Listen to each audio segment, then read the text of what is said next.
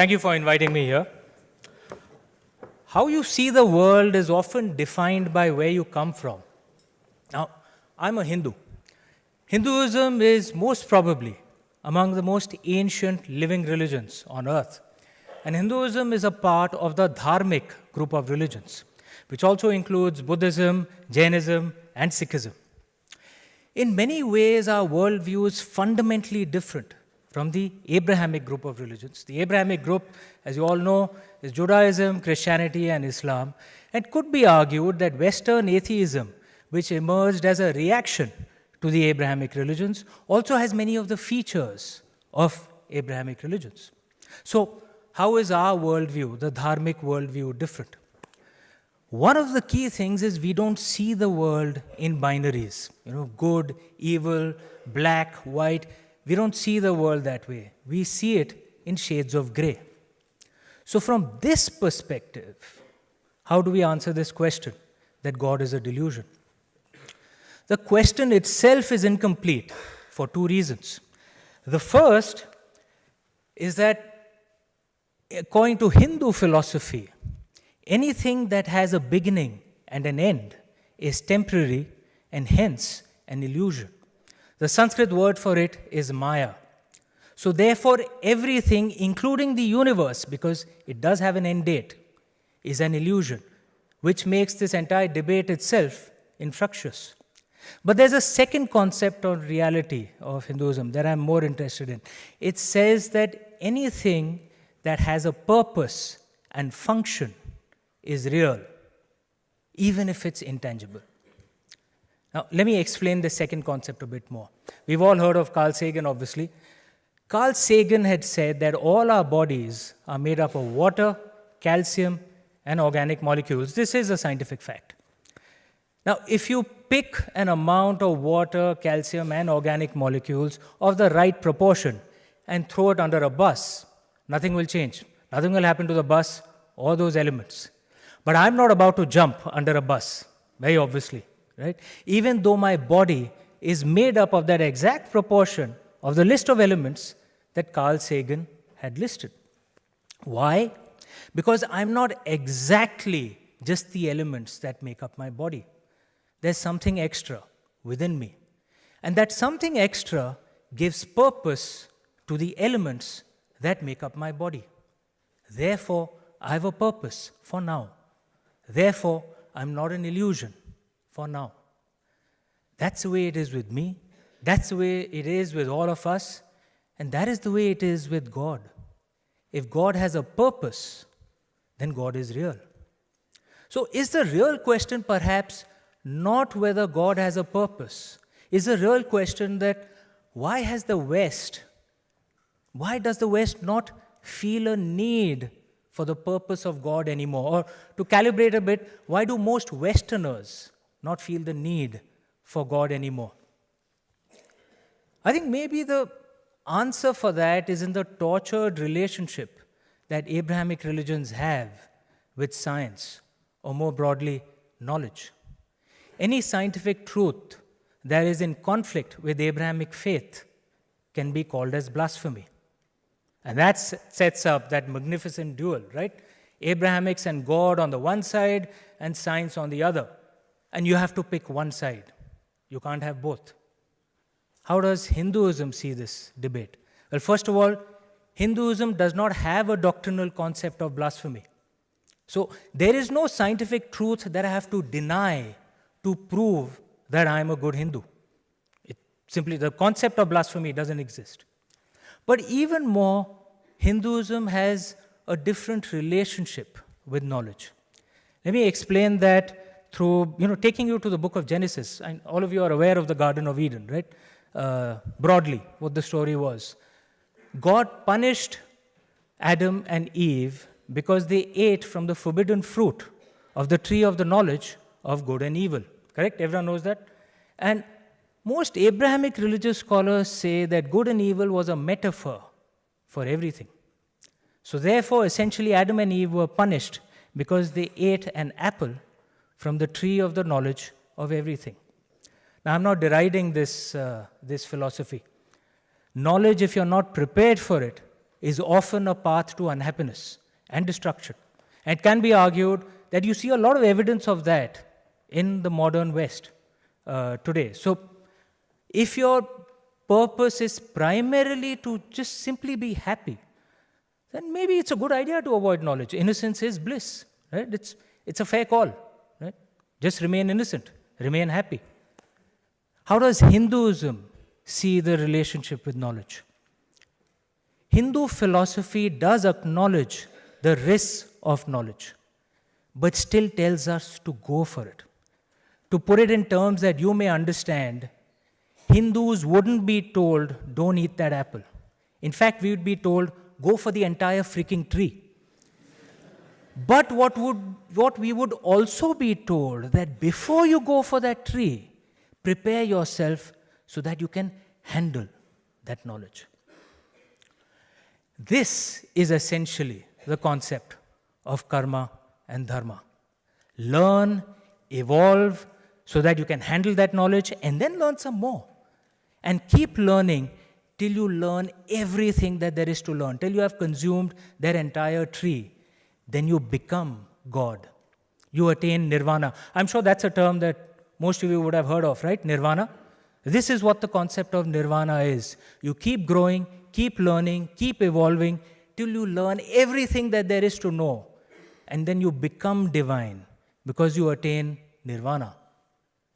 Now, from this philosophical construct, what is the purpose of God? God is not supposed to be a strict father who keeps you in line for your own happiness. No. In the dharmic way, in the Hindu way, God is supposed to be like a witness or a guide who guides you on how to acquire knowledge without messing up your own life. Which is why you'll find that it's very, very common in India to be religious and scientific at the same time. How many of you read about the Indian space scientists who sent a probe to the moon? Everyone's aware of that? Yeah, we sent a probe to the moon. The cost of that project was cheaper than a Hollywood movie on that project, right? But the scientists, and many don't know this, that the scientists who prepared that probe and that rocket, before launch, they took the components of that rocket to a temple to pray to it. They saw no contradiction in it. Unlike Western atheists who very often feel the deep need to insult religion to prove their scientific temper. In the Hindu way, the divine can be male, female, or transgender, and allows, even expects human beings to question him or her, as Lord Krishna did in the Bhagavad Gita. I'm primarily an author. In the books that I write, I openly criticize and question the caste system.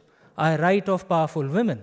I have gay and transgender characters in my books. My books, by God's grace, actually sell in reasonably high numbers. You won't find any controversy around me. Because in the Hindu way, there is an openness to multiple truths. There's an openness to multiple paths to the divine. If I may complete, please. In some ways, then, this debate is similar to the debate that's taking place over artificial intelligence. From what I have read, not that I know Elon Musk personally, but from what I have read, apparently, Elon Musk is concerned about the risks of AI and is therefore hesitating. Whereas Sam Altman is, going all guns blazing, wants to forge ahead, right? In the Hindu way, the opportunity of AI would be seen, but the risks of it would also be acknowledged, right? So perhaps, it cannot be denied that AI almost has the power of God. Do we have the ability to wield that power? Do our societies have the ability to handle the consequences of something like this? Everyone knows what this gesture is. Yeah, it's namaste. Most Westerners erroneously translate namaste to mean hello. That's not the actual meaning. In Sanskrit, namaste means I bow to the divine within you. Now, this is a statement of humility. I'm bowing. But it's also a challenge to you. Discover the divine within you. That is the challenge that Hinduism puts up. if I may just complete, I'm almost at the end, right? If you find purpose, you will discover that God exists within you. And your task over this life and multiple lives is to grow, evolve, learn some more, and become God. God is not a delusion because you are God. You are a potential God. You are all potential gods. You just don't know it yet. What you have to do is find your purpose, and you will discover that you and God are in fact very real. And that's it. If there's a namaste, once again. Is there time? I'll answer that point of... Yes. Who had that? Yes, sir. Where are you? Sorry. Yeah, hi.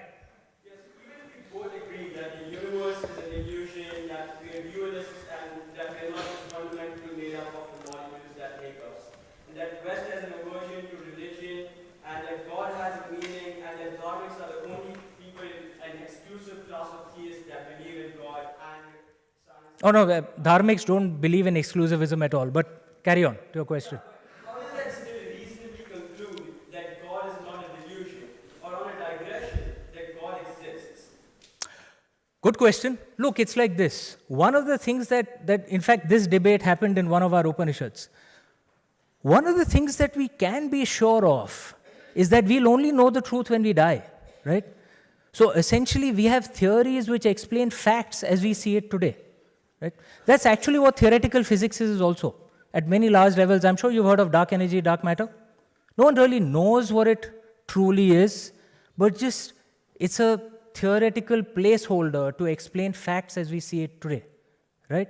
What is the theory that might create a better society today and might explain facts as we see it today, right? That's what essentially this is.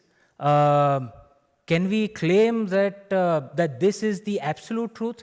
No Hindu ever claims that. There is no concept of absolute truth in the dharmic way, right? All of us have an ability and a freedom and a right to find our own path. Many of the schools of philosophy in the Hindu way, I'm sure you're aware, are actually atheist schools. They are still Hindu, right? Or Buddhists or Jains can be atheist and Buddhist Jain at the same time. Faith is not central, right? Accepting the principles of the argument of cause and effect, that is central to the dharmic religion. So is this the theory that explains facts as we see it most well? I would argue it is. But does that mean it's the absolute truth? No. We'll only know when we attain nirvana or when we die. So how do we not know? Well, we are still here, so we don't know. Right? Have you read the Nasadiya hymn in the Rig Veda? Okay. Anyone who hasn't, there's a Nasadiya hymn in the Rig Veda. If I have time, if I can just explain that. It's a creation hymn. Okay? And you want to understand a really deep creation hymn, read Nasadiya, because it doesn't make any truth claims. It says, maybe this is how creation happened, or maybe this is how creation happened, or maybe this is how creation happened. The most magical are the last 4 lines of the Nasadiya hymn, that who can know for sure how creation happened? Even the gods wouldn't know, because even the gods were created after creation happened. And then the hymn goes on to say, maybe the only one who knows is the one most high. Or maybe even he doesn't know. And in Sanskrit, they don't use the term he, because the Brahman is actually beyond gender. So you can use it, she, he, whatever, right? Maybe he's the only one who knows, or maybe even he doesn't know. That's a skepticism at the heart of the Rig Veda, which is the oldest dharmic religion, because no one can know for sure. You have to have supreme arrogance to say, I know what the truth is. No one can know for sure, right? Okay. If there's no other point of order, I guess I'm done. Thank you.